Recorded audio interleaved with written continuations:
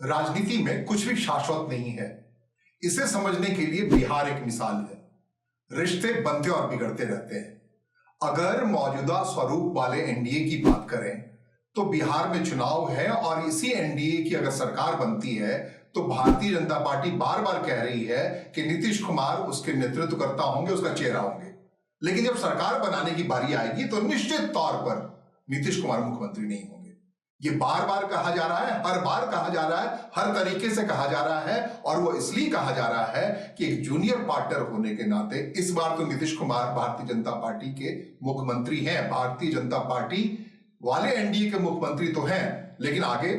मुख्यमंत्री नहीं रहने देगी भारतीय जनता पार्टी, क्योंकि शनय शनय करके धीरे धीरे करके जिस ढंग से नीतीश कुमार हाशिए पर डाले जा रहे हैं वो इस बात को साफ बता रहा है। लेकिन भारतीय जनता पार्टी का चेहरा कौन होगा, मुख्यमंत्री कौन होगा, वो कह पाना इसलिए मुश्किल है कि भारतीय जनता पार्टी हमेशा मुख्यमंत्री के चेहरे को पेश करने में चौंकाती है। वो रेखा गुप्ता हो दिल्ली के मुख्यमंत्री के तौर पर, या फिर आप कह सकते हैं कि हाल के दिनों में जिन राज्यों में चुनाव हुए हैं वहां भारतीय जनता पार्टी ने सरकार बनाई है तो मुख्यमंत्री का चेहरा बिल्कुल नया है, बिल्कुल अचरज भरा है और वही है जिसने कहा है कि मुख्यमंत्री वो है भले, लेकिन पार्टी की जीत नरेंद्र मोदी के नेतृत्व में हुई है। और इस नरेंद्र मोदी को जो प्रधानमंत्री हैं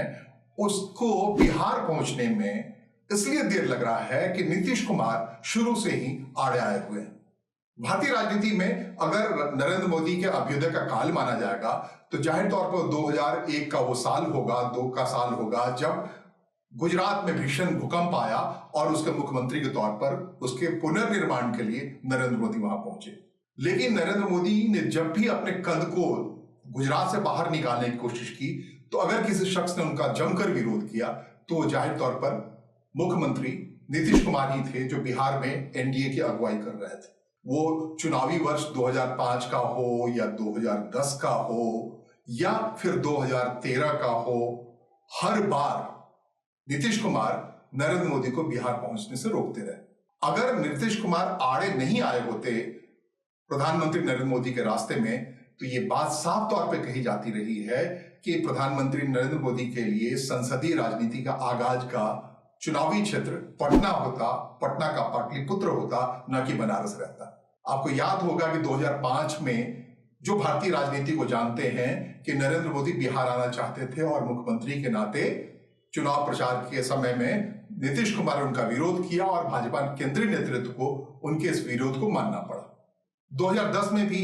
मुख्यमंत्री नीतीश कुमार ने गुजरात में अपने काउंटर पार्ट नरेंद्र मोदी के लिए बिहार आने का रास्ता न सिर्फ रोका बल्कि उनके सम्मान में दिया जाने वाले एक रात्रि भोज को कैंसिल ही कर दिया। लेकिन फिर भी नरेंद्र मोदी का अभ्युदय बढ़ता ही गया और 2013 का वो वक्त आया जब भारतीय जनता पार्टी ने चुनाव अभियान समिति के अध्यक्ष के तौर पर नरेंद्र मोदी के नाम को सामने किया और वही वो वक्त था जब नरेंद्र मोदी के चुनाव प्रधानमंत्री बनने का रास्ता साफ हुआ और नीतीश कुमार ने एक झटके में एनडीए से अपने को अलग किया और आरजेडी के साथ जाकर अपनी सरकार बना ली। तो ये जो मेल जोल है या राजनीति के शाश्वत रूप में बदलाव का जो तरीका है उसे देखने के लिए बिहार की राजनीति बेहद महत्वपूर्ण है और वो इसलिए भी कि 2025 का अक्टूबर का महीना बिहार में चुनाव का समय है और उससे पहले बहुत सारे कॉन्फ़िगरेशन होने हैं और उसकी तैयारी में प्रधानमंत्री नरेंद्र मोदी बिहार आना जाना शुरू कर चुके हैं।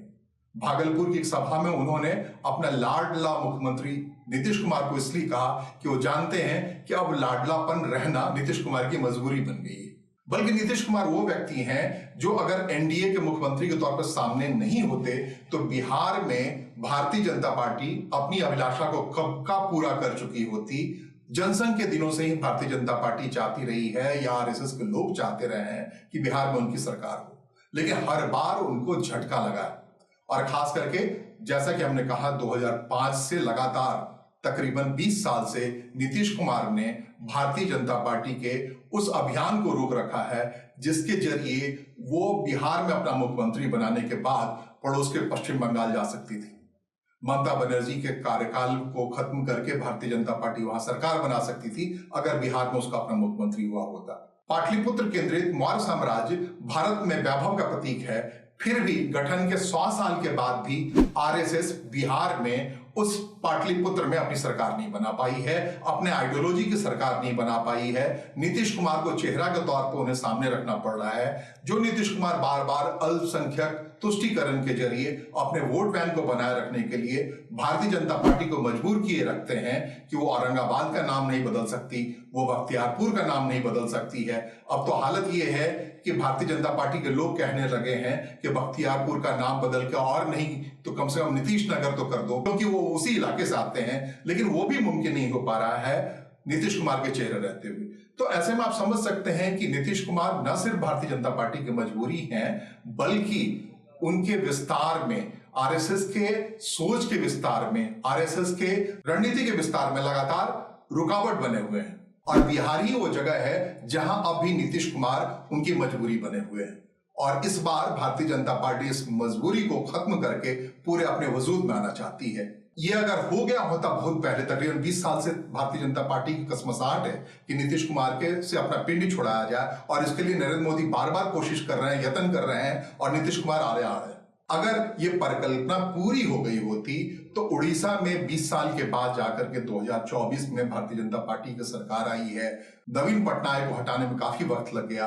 अगर ये परिकल्पना पूरी हो गई होती तो झारखंड जो पड़ोसी राज्य है, जिसका गठन ही सिर्फ इसलिए हुआ था 2000 में कि भारतीय जनता पार्टी आसानी से वहां अपनी सरकार बना लेगी, और सरकार बना भी ली, लेकिन 2003 में नीतीश कुमार के लोगों ने ही, जनता दल यू के 5 विधायकों ने ही उस सरकार को गिरा दिया। उसके बाद से अब हालत यह है कि वहां भारतीय जनता पार्टी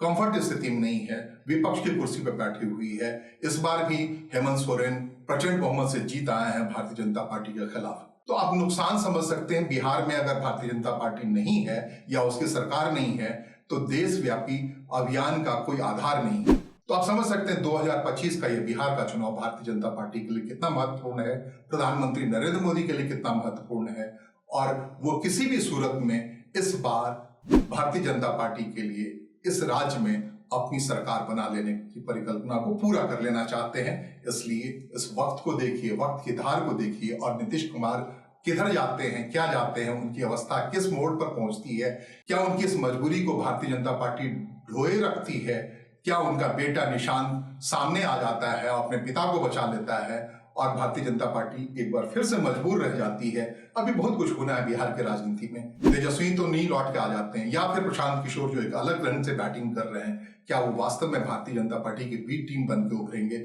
बहुत कुछ घटना है बिहार की राजनीति में। यह भी देखना है कि कांग्रेस क्या भारतीय जनता पार्टी के लिए बिहार में भी वैसा ही कर लेती है जैसा उसने दिल्ली में कर दिया। एक प्रॉपर वोट जो मुस्लिम अल्पसंख्यक का है, कांग्रेस पार्टी अलग से लड़ करके काट लेती है और भारतीय जनता पार्टी के लिए आसानी से सत्ता माने का रास्ता खोल देती है। तो देखिए राजनीति के इस धार को, क्योंकि यहां कुछ भी शाश्वत नहीं रहता, सब कुछ बदलता रहता है।